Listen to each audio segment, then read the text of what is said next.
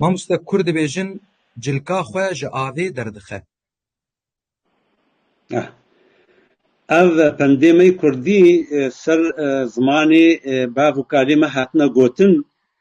ji me re dibe tûraf lazim e em vat tişta ji bîr nekin û weke gote karê gotekiriya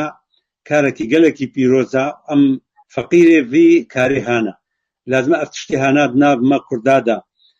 hebe û em ji bîr nekin hem ji aliyê ziman ve em pê kêfxweş dibin hem ji aliyê wa gotinê bav û kalê me em bibîn çi xweşî têde hebû çi me di elmênê dersa em karibin rêya goşaş bê em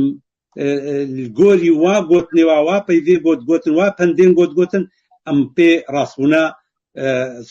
harê xwe bikin û teserrufatê xwe tiştê gotin. Bêje oxta gotiya cilka xwe ji avê derdixe yani ew dibêje wî kesê got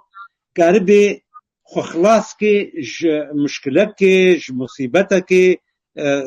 zilamekî fehmane zaneya